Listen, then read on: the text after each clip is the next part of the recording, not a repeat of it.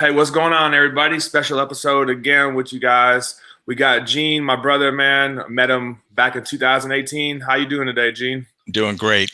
Hey, I appreciate you being here, man. Taking out the time out of your day to share your story, your ups and downs with the veteran community. So I appreciate that. Absolutely.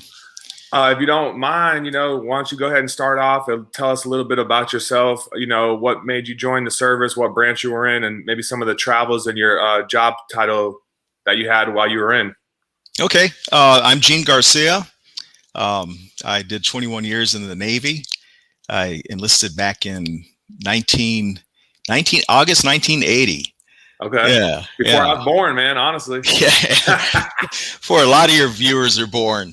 So I was a Navy brat.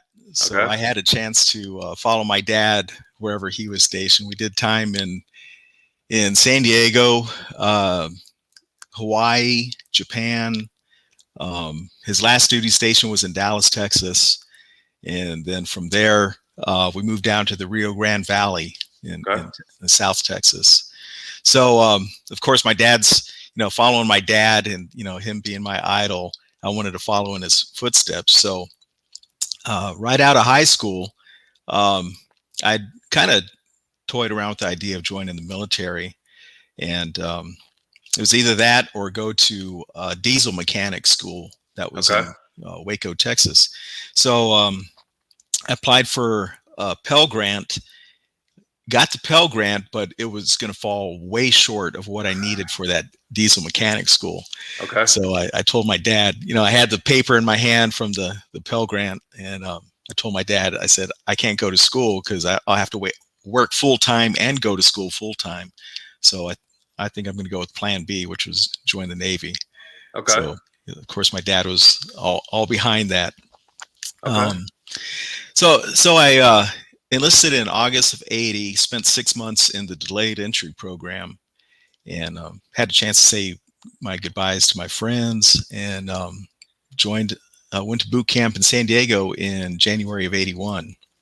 Okay. So got through boot camp, went to a gas turbine mechanic school up in Great Lakes for a year. So that gave me the skills I needed to become they call it a GSM in the Navy, a gas turbine mechanic. Okay. So my job was going to be maintaining the engines on board the turbine-powered frigates, destroyers, cruisers. So it was great. It was a wide open rating. Guys who joined around between 80 and 82, they were one of the first people in this new job rating. Okay. So advancement went really quickly. I made E5 in 4 years, E6 in about 6 years. And then I became a chief petty officer at 7.5 years, which is almost unheard of. But that's because the rating was wide open, and I did really well on my my tests. Okay. So my first duty station was Mayport, Florida. Did a couple years there, working for a squadron commander, and then I got stationed on my first ship in '83 in Long Beach, USS Jarrett. So had a chance to hone my skills there. Did a few years on the Jarrett. Went to Pearl Harbor, Hawaii, working out of a maintenance shop. And then I made chief petty officer, E7, there in Pearl Harbor in 1988, and eventually wound up on another ship out of San Diego. So out of the 21 years, I did 11 years on ships. How'd that go for you? Were you ready for that before you joined? Because someone like me, I don't have sea legs, and I'm never going to grow them, honestly, man. What about you? Yeah. So my dad, when I told my dad what I was going to do, he was a radioman, so he worked in a really comfortable working environment. And I said, Dad, I'm going to be an engineer. He's like, man, those guys work hard. Yeah. I said, and I was thinking, well, I could work hard too. I, work from 7 to 5. That's pretty long working hours. But in reality, when you're an engineer on a ship, your working days are like 18 to 20 hours a day. Ooh. You got to Because share. Did you have to share bunk with? Is that really? Does that hold true? I think it does, but I wasn't never certain. Did you have to share bunk with somebody? yeah, they call that hot racking. Hot rack. No, I never had a hot rack because Okay. I was on, fairly large ships. I understand the submariners do that. They have to Okay. hot rack. But yeah. Being an engineer was tough, dirty work. But you're working along guys with the same mindset. We're all Right. wrench turners, and we kind of love getting dirty, love fixing things. Right. So you have your brothers in arms there, and they're pretty good about supporting you, throughout the day. So pretty much half your time on the sea. Did the 21 years go by fast for you? Yeah, time goes by fast, whether or not you're in the military. What I think the how that affected me in the military, being on the ship, it's kind of routine. Right. You get up early in the morning. You stand 2 watches a day. Each watch is 4 hours a day, and then in addition to that, you have your regular work day too. That's a long day, man. Yeah, I'm telling you, you stand the 4 a.m. to 8 a.m. watch, and then you got your full work day until 1600, and then you go back on watch again until 2000. Ooh. And then most likely you're going to be doing engineering drills at night, and those run from like 1900 to 2300. So Get about 3 hours of sleep, or the 4 hours mandatory, yeah, right? As they say. yeah. But the thing about sailors is we could sleep anywhere. We used to sleep under the deck plates in the engine room whenever we had a chance. Yeah, people used to start doing that in basic training. You have everyone fall asleep on the bus and the bays. Yeah, like you said, once you get tired in the military, man, you don't care where you are. You're going to bed. You're going to sleep. Catch them Z's where you can. You got to, man. So what was your plan? Where were you at, like, when you decided that you were going to get out of the Navy? Like, did you have a plan in place, or were you sort of just having it up in the air and try to ride off retirement? Yeah. So after my first enlistment was up, I was going to get out. I was newly married. I had the skills to work in a power plant or a wastewater treatment plant. So I started calling around, and I was E6 at the time. And I called around at a lot of veterans centers. Like I called the VFW and American Legion looking for some help. And I talked to these old vets, and I told them, yeah, I'm looking for a job. I'm about to get out. And so they started asking me questions. How long you been in? What's your rank now? What are you doing? And without failure, every time I told them I've been in 6 years, I'm an E6, they would stop me right there. They told me, if you're an E6 at 6 years, you're an idiot if you get out. Yeah. And I heard that more than one time. So I considered it, spoke to my dad about it. What do you think? And I ended up re-enlisting. And at the end of that next re-enlistment, I was going to be at 10. So I figured, well, if I'm going to do 10, I might as well do another 10 and retire. Because I came in under the 50% rule. What's that? That's when if you joined before like September 1st, 1980, whatever your base pay was when you retired, you were going to get 50% of that. Okay. And then eventually they shifted to high 3, which was the highest pay you achieved during the average of 3 years. Okay. And then I think they're doing something else now for the retirement formula.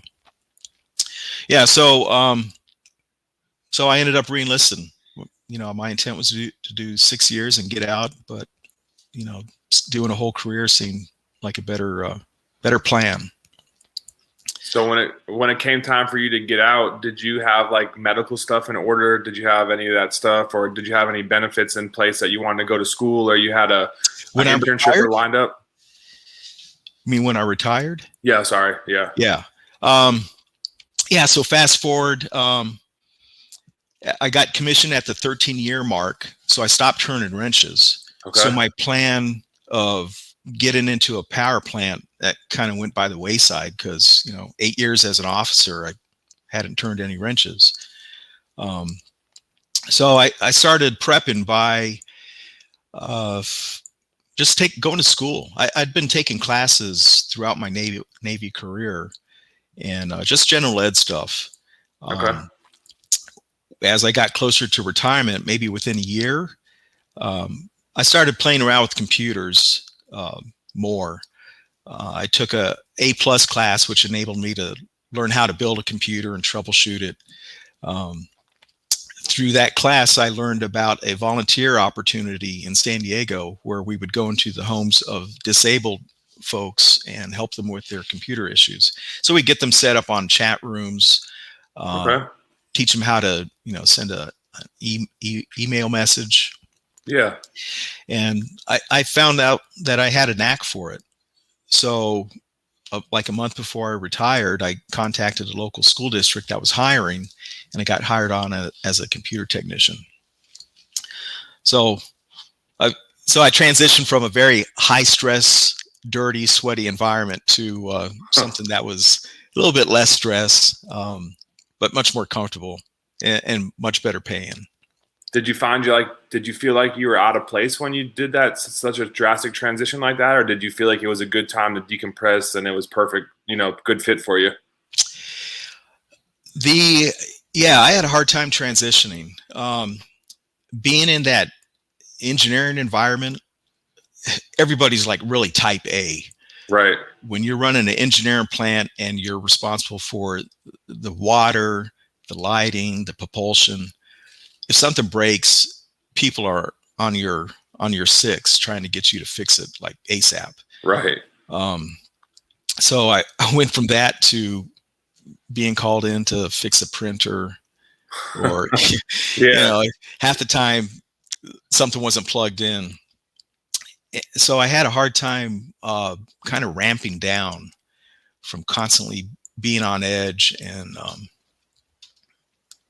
not being type A all the time. I had a hard time with that.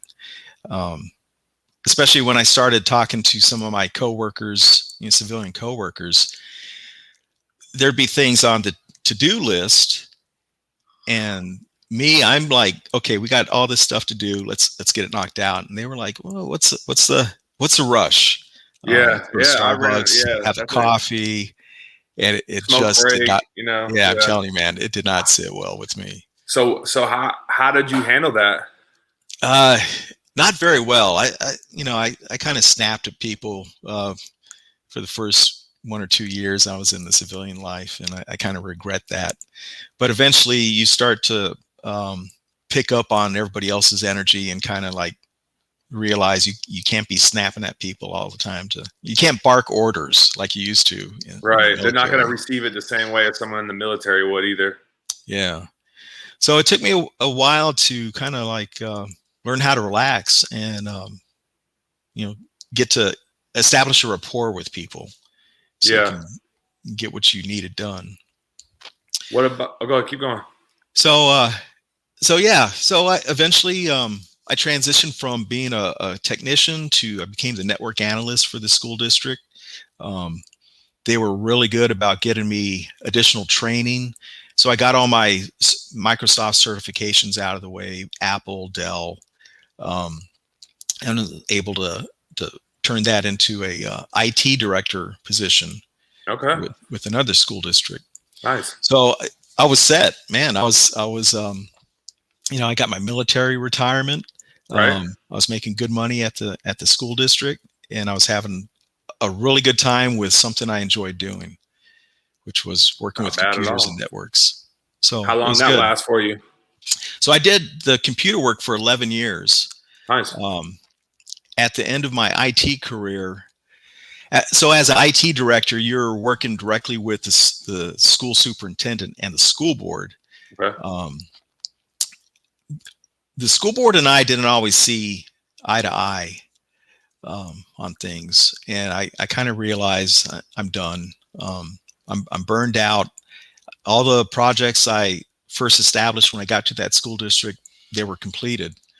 So I decided that I was going to take an early retirement. So I did all my research with the with my retirement advisor, and I realized I can do this. So I retired at 51.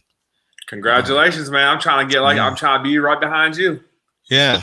And so I, so this is kind of like a tale of preparing yourself for retirement. Let's hear it. I retired on Friday, and come Monday morning, I woke up. It's like, man, I'm free. I've got my retirement funds coming in. Um, I can do whatever I want. So I did my morning exercise. I did some reading. I fixed a really good breakfast. And then I took a walk into downtown. I was living in Temecula, California at the time. Okay. And so it's noon. And I'm walking around and I realize, oh, good Lord, I'm bored. I'm bored on my first day of retirement. And I had an anxiety attack. It's like, man, if that's what this feels like on my first day of retirement, what am I going to do for the rest of my life? Right. So I ran home and I wrote down everything I've always wanted to do. I've always Yeah, wanted the to, bucket list. yeah. So I wrote down, I always wanted to travel to Europe. I wanted to learn how to cook well. I wanted to learn how to sail. So it was a long, extensive list, and I decided to do them, and it kept me busy, because if you're retired and you haven't established a plan to keep yourself physically active and keep your mind active, you're gonna go crazy, man. Yeah, that's the truth, man. Got to stay Yeah, engaged. You got to stay engaged. yeah, definitely. So my first thing was, I was going to hike up the California Coastal Trail. All Um, right. it goes from the border in Tijuana all the way up to Washington State, or Wow. Oregon, That's up to wow. Oregon. Yeah, so I started training for that, and then like 2 days before I was supposed to take off, some family issues came up, and I had to be at a meeting like once every month. So there was no way I was going to do that. So yeah, so my big hike fell through the tracks, and so I went to my plan B after all these family issues got cleared up. I went to Europe for 2.5 months and Nice. Where'd traveled you hit? around. So I went on Space A. So if you're a vet and you're eligible for Space A, I recommend you take advantage of it, because not only do you save a lot of money getting somewhere, you just meet all kinds of really cool people, Right. and it's an adventure. Most So definitely. I flew out of North Island Naval Air Station into Rota, Spain. Um, Okay. it wasn't anything to sign up. You send in an email with all your info, and you get put on the list. So I lucked out. Being a retiree, you're Cat 6. Yeah, So all the exactly. active duty folks get priority, but still, there's usually a lot of seats. I mean, you're talking 50 to 100 seats at a time that are Right. available. So I bounced around Europe for a little while until I figured out what my next step would be. And once I got back to the States, I enrolled in culinary school with my GI Bill, Okay. and I did that for almost a year. And I thought I was going to be the next big, uh, you know, celebrity chef. But if you've never worked in a restaurant, it's like the hardest work you've ever done. Yeah. Um, uh, you're on your feet for a good 8 hours, and you're constantly lifting or moving around. Um, yeah, there's not much rest time when you're in the kitchen. Definitely not. Yeah, so I did that on the GI Bill, which was great. It it's definitely a carrot to that the military uses to enlist you. Yeah. Some people So don't even use. Some people don't even use it. That's the crazy thing. When they're which done. which is a shame. Yeah, Most definitely. yeah. So use my GI Bill for culinary school. Okay. Um, a couple years later, I used my GI Bill to go to a maritime academy out of Florida. All right. So We're in Miami. in Stewart, Stewart. Okay. Florida. Other side. Okay. Other coast. Got you. Yeah. So what they do is they prep you to get your Coast Guard master's license. All right. So it's like a 3-month school. They put you up right there at the school, which is on the waterfront. And every day you're learning navigation, rules of the road, and then you go out and you drive boats for a couple hours. Not bad. You getting paid? You getting paid to do it? And you're getting paid. Yeah, Not bad. exactly. Yeah, so I did that. Probably half the class were veterans using their GI Bill. And one Okay. of the guys that was there told me that he had gone to survival school up in Maine. So I decided to check that out. And in 2016, I spent 3 months in the woods of northern Maine with 10 other guys. I think 7 of us were vets, and 2 had never served in the military. So 9 total. Not bad. Yeah. So for 3 months, we learned how to homestead. Ferment our own foods. We learned about medicinal plants, setting up shelters, how to make water safe. Anything that you need to learn to survive in the wilderness, they taught you. So, yeah, great. Yeah. So that I had a little bit of GI Bill left over after that, and I was going to go to it was a school that one of the other guys told me about out of LA, where they teach you how to become a professional bodyguard for celebrities. So, Okay. and the school was covered by the GI Bill. We got to get it. Did you ever find it? Yeah. It's out of LA. It's like executive solutions or something like that. Oh man, we got to get him on here.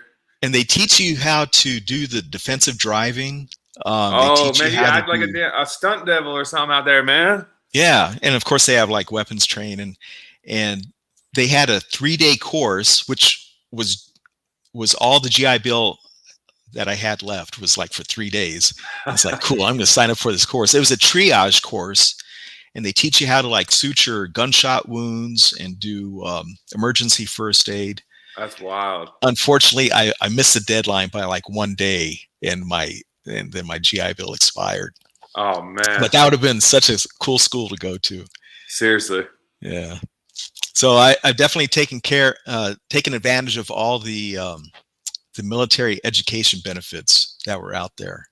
So what about you take a sec? Let's take a second and talk about where we met at, because we were at a event by the IVMF. So that's the Institute for Veterans and Military Families out of Syracuse University. And we actually were partners in a cohort together out of Cornell. So you want to tell everybody about that little adventure that we went on? Yeah. So after my culinary school training, I went back a couple years later because I wanted to attend the pastry course. Okay. Unfortunately, I didn't have any money left over from my GI Bill, but the admissions advisor said, "Hey, there's this opportunity at Cornell where they'll take a look at your entrepreneurship skills. If you have a food service idea, they'll help you hone it into a real life business." Right. So I inquired about it, and I had missed the deadline for that year. So, but I kept it in mind because I was going to apply the following year. Okay. So the following year, I applied for it. Had a chance to talk to Neil, the director there at Cornell, for this entrepreneurship program, and we had a nice chat. And then he called me back like the day later, and he said, "Okay, I'm gonna pick you. I have high hopes for you." So it was a kind of a big honor to be selected out of there was like 500 applicants. And yeah, there's a lot of people, man. I mean, there's only like 30 or something like that of us in the class too. It wasn't that many. Yeah. So that's how I got into that entrepreneurship program. Okay. So my idea was going to be I wanted to open up a food truck commissary, so that food trucks had a place to kind of like clean out their trucks, prep the food in a certified safe environment, right? And pretty much take care of all the things that food service trucks need. So what do you think was like one of the main takeaways from that overall experience? Did it open up your eyes? What was something that you took away from that? The amount of detail there is in operating a restaurant, Yeah. um, the amount of seconds you spend putting together a particular plate, the amount of food waste that's left over after you prep vegetables or whatever. Because like for an onion, um, you only use like 85% of the oven of the onion, Right. and that other 15% is just waste. But that 15% is still part of your food service costs, Oh yeah, but you right? know, because you went to school, so you save that stuff, those trimmings for a stock or something like Yeah. that, a soup. But you got to make use of all that. Because I worked for a French chef, and he was Michelin star trained in Paris, but he had like a one Michelin star restaurant. But he has a restaurant here in Florida, and yeah, everything. You're not throwing nothing away. You know what I mean? You learn how to Right. use every skimp of that leftover. So Yeah. So it's the details like that that I learned in the entrepreneurship program. okay, Yeah. Unfortunately, I was going through some personal things at the time, and I couldn't tie up the capital, my personal funds for the capital I needed to get this thing off the ground. So, yeah, personal issues. I ended up leaving North Carolina, where I was living at the time that you and I met, yep, um, and I moved to New Mexico for a while. okay, And so that time between North Carolina and the time I went to New Mexico, I was trying to figure out what I was going to do with my life at the time. I wasn't in any relationship, um, so it's like what am I going to do to keep myself busy? So yeah, I ended up getting involved with some volunteer organizations in New Mexico, Meals on Wheels. okay, Um, I like that there's volunteer opportunities that I can get involved with, because I think we're as just citizens of this country, we're obligated to kind of like give back. I mean, we already gave back serving our country, right. but with the skills that you learn in the military, there's no reason why you can't pay it forward and help out the community that you live in. Most definitely, man. Yeah. So I did that for a while. Going into people's homes, there, of course, you have to establish trust, and you start forming relationships with these folks that need help. So Exactly. yeah, I did that for a while, and I met my wife right uh, before I moved to New Mexico, and we had been carrying on a long distance relationship, and then eventually she said, "Look, I want to leave. I want to leave Delaware. Let's go to Texas." So we ended up in Texas 3 years ago, Okay. and so I've been here since. Hey, well, congratulations for finding that happiness in your life, man. You deserve it just like everybody else. So I was happy to hear that when we caught up the other day and talked. So that's a blessing in itself. Yeah. What's something that you would want to tell your younger self, or even someone that may still be in the military? What's a message that you have for the military Hmm. community, no matter where they are right now? Uh, you and I touched on this the other day. Um, if I could go back and talk to my younger self, I tell myself, take care of your body. I'm 61 now. All those little injuries I had in the military, they're catching up with me. Right. Yeah, it's painful to grow old. It's your body telling you that you've had a pretty adventurous life, um, and when you treat your body rough, it's going to catch up with you. So I wish I had started an exercise routine when I was in my 20s and 30s. Even just a basic stretching routine to keep your body limbered up. Okay. Um, so take care of your body, uh, drink water, easy on the alcohol and the coffee. Yeah. Um, and if you're active duty and you do get hurt, get it documented. That is vitally important to establishing, I guess, the nexus for Yeah, the service connection. your Yeah, most issues. definitely.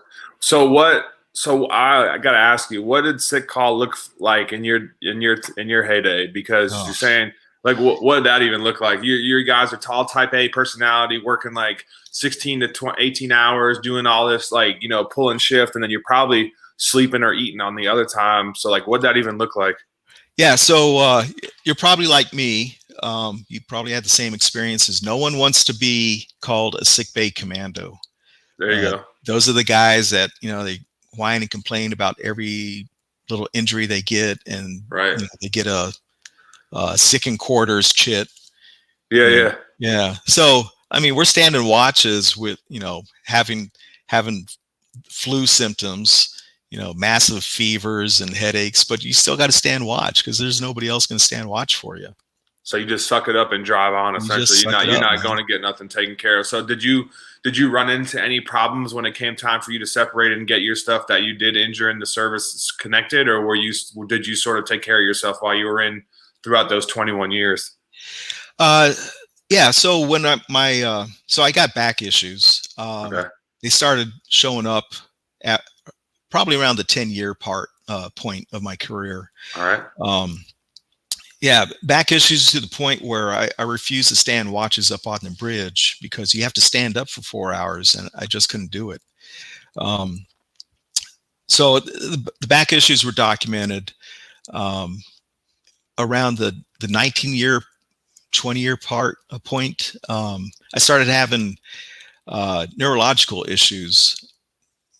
I was on an aircraft carrier, um, constantly in a 100-degree plus environment, and overnight I went from the Persian Gulf to San Diego. So San Diego at the time, it was winter and it was like 30 something degrees. So I went from operating in 110 degrees every day to 30 degrees, Okay. and I got massively sick. I didn't feel well. This was my first night back home after this deployment, and I took some NyQuil, went to bed, and then the next thing I know, there's two paramedics standing at the foot of my bed telling me to get up. Whoa. So apparently I had a grand mal seizure. And if you've ever had a seizure before, you've probably heard that your brain, the electrical impulses are just, going off. Your brain will remember that, and it's easy to fall into another seizure. So I had two more seizures, and at the time I was still on the aircraft carrier, and they told me you can't be on a ship anymore. So for an engineer that can't serve on a ship, my career was over. Right. So I was going to do a 30-year career, but after the diagnosis, they gave me a what was it, temporary disability retirement, something like that, and I ended up retiring with my full retirement. So with that, the VA rated me at 60% with the back issues and Okay. neurological issues. 5 years later, you always hear that the VA may or may not reevaluate you. Yeah. I hadn't had any grand mal seizures. Um, I was having petite mal, which you really can't tell if somebody's having a petite mal seizure. But I didn't know what exactly I was experiencing, so I didn't complain about it. So they Right. said, well, if you're not having grand mal seizures, we're going to bump you down to 40%. Yeah. That's So wild. yeah, so went from 60 to 40. At the time, we weren't getting that kicker if you're over 50%. If we got any kind of monetary disability, it was deducted from my retirement pay. Okay. Um, so what was it in like 08, 09? They said, okay, if you're over 50%, we'll give your VA disability on top of your retirement pay. So I went back. My back was still giving me issues. I went back to the VA. I got bumped up from 40% to 50%. And over time, my back just continued to deteriorate. Right. About 3 years ago, I went back to the VA. They reevaluated my back, and they said, okay, well, you're 70%. And another year went by, and it was getting to the point where my left leg was starting to drag. Wow.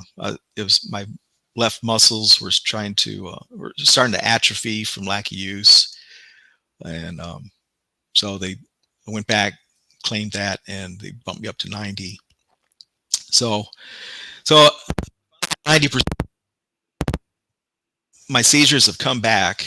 I had a grand mal about a month ago, and I'm starting to experience aphasia, which is you forget how to say words. I mean, you can hear in your head what you want to say, but you just can't force it out.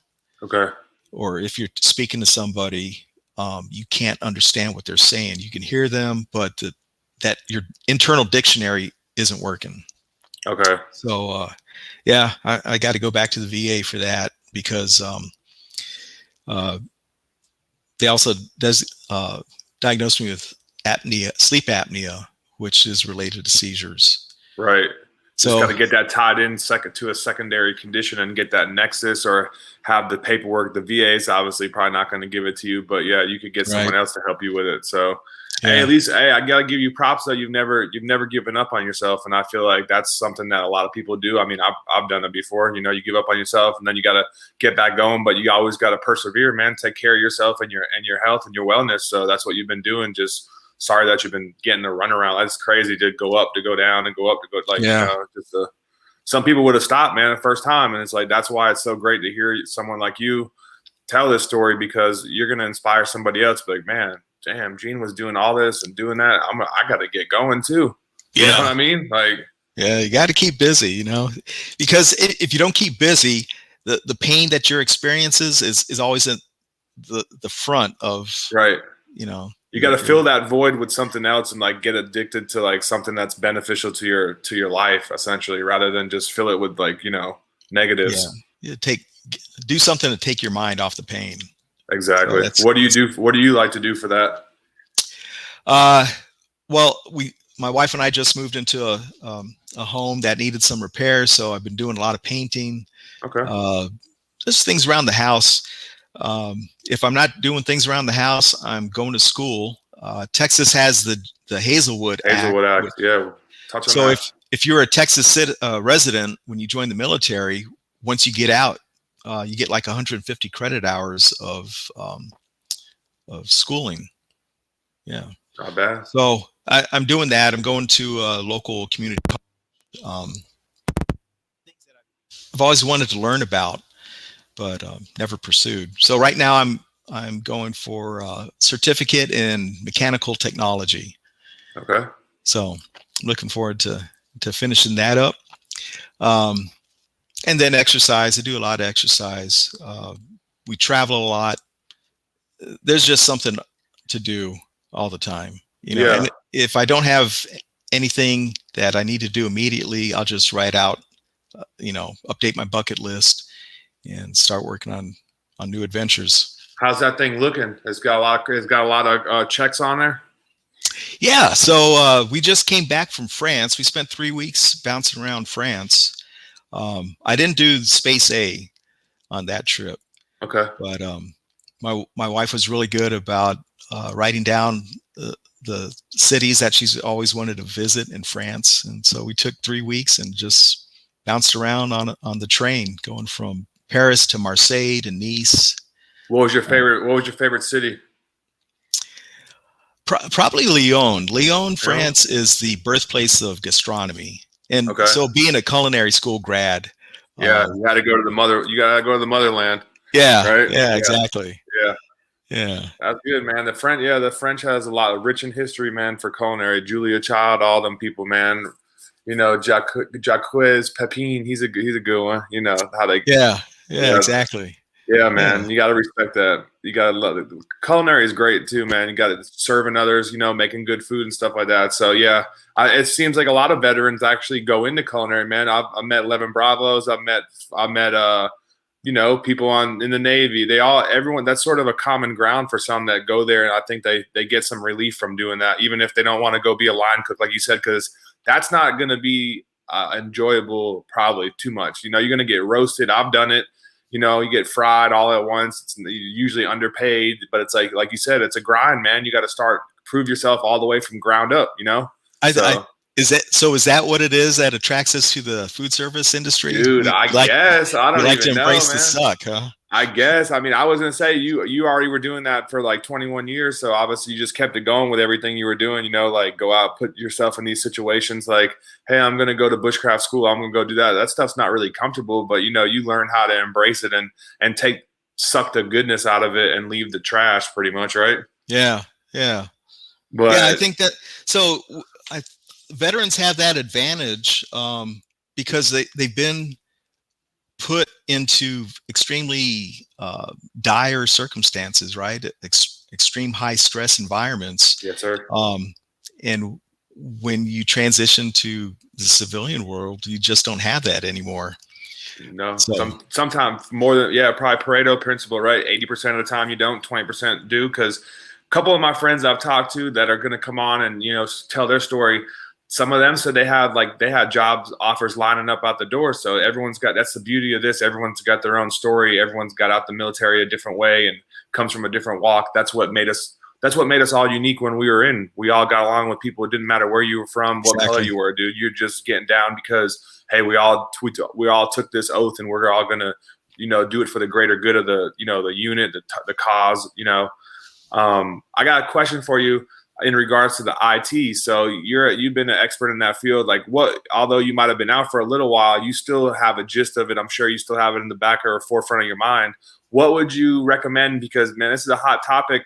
A lot of veterans are either getting in it or getting their certs. Some might be having trouble getting the job, but some people are getting the job right away. So what would be sort of like your take on the IT sector if anyone was sort of getting interested in that? If you're just getting into it, I would recommend uh, get certified in the basics. A plus enables you to,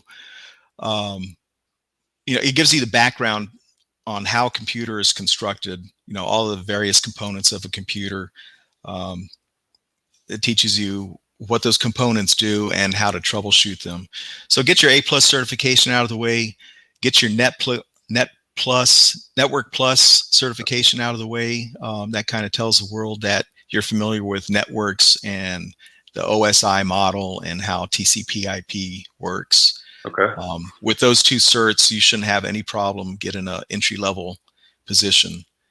All right. Which, you know, if you're right out of the military and you're shooting for that manager position in a new field, Let them know. Let them know. Yeah, you start out at the bottom. I mean, going from being a lieutenant in the Navy to being the computer guy in a middle school, Yeah, where you get no respect from the kids. you're just off in the cubicle, man. They're gonna throw spitballs at you if you're I'm lucky. telling you, man. This middle schoolers are like in between little kids and teenagers, and they like to see how much they can get away with.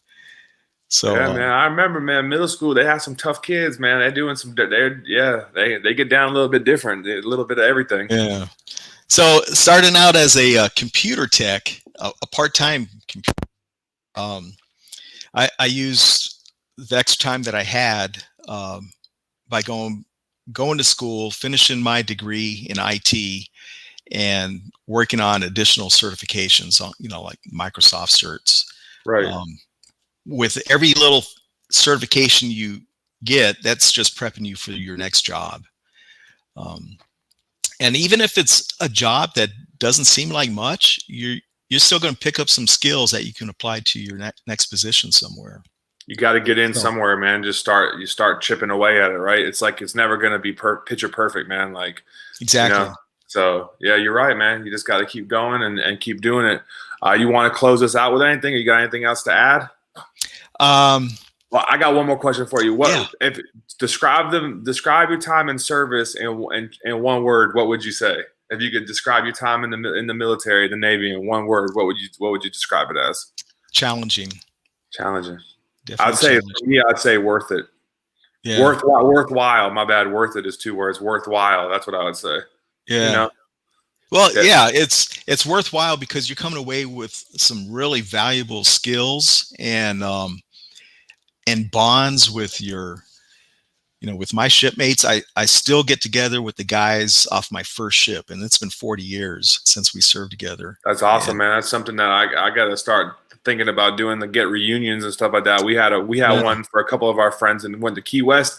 We actually stayed on one of the Navy bases down there because when you're 100% permanent and total, you can stay on and use the DoD housing. That's just another perk of just maximizing your potential really and the benefits, nice. man. So you can once you get there, you start looking that up. That's going to make your travels even better, man. You'd be like, hey, I can go to San Francisco and stay for $50 on base, or Puerto Rico, they got cottages on the beach, or they got them everywhere, man. So Yeah, yeah, but yeah, I think the one word would be challenging. Doing both enlisted and officer time, I had a lot more fun as an enlisted guy. yeah, But as an officer, you're responsible for a lot more, so it really makes you hone your leadership and planning skills. okay, But overall, I had a great time. I kind of blank out the bad times, which was yeah. it was a lot. Oh yeah, But, a lot. Yeah, I'm sure, man. I'm yeah, sure if you had 21 years, you got plenty of time. I had 8, and I got plenty too. But like you said, you gotta just look at the good over the bad. I mean, the bad now you just laugh at it and say, man, if I wouldn't have done that, I wouldn't be where I am now. So it's just it's all good. yeah, yeah. But you got But anything else for us? yeah, I'm probably one of the older guys that you've had a talk with, but I've been out for 22 years. I took full advantage of everything that veteran services has to offer. All the educational benefits, the travel benefits, the opportunities like going to the entrepreneurship boot camp at Cornell, Sure. things like that. There's so much open to veterans. If you haven't found something to occupy yourself, you're not looking hard enough, because there's something for us out there. And no one's just going to come up to you with a silver platter and say, Exactly. here's EBV for you. You got to get on, man, it's not that even that hard. You get on Google or get on artificial intelligence, type in, hey, what are the best programs out there for veterans? You're going to find stuff. You just got to do the research, man, like you said. Yeah, exactly. Right. But hey, man, hey, if you don't have anything else, Gene, it's been a pleasure. I can't believe it's already been 5 years, man, but we're going to look back at this video in like 20 years and be like, man, it's been 25 years. So, man, hopefully we can catch up sometime, whether it's Texas or Florida. But, hey, appreciate you coming on here, being vulnerable and sharing your story. I know you're going to help more than one person, and that's what it's all about. So if you got anyone else, send them my way. If you're listening to this and you were in the service or someone that was in, send them my way. You can find us on YouTube at The Real 1%, or at Gmail at The Real 1%, the number 1 at gmail.com. But, we're trying to build this up and just bring all the veterans and their family and their friends with us so we can create something positive. So I appreciate you, brother, for coming on here today. Hey, thanks for doing what you do, Mike. It was great seeing you. Man. Thank you. You too, man. Keep in touch. All right. All right. Bye.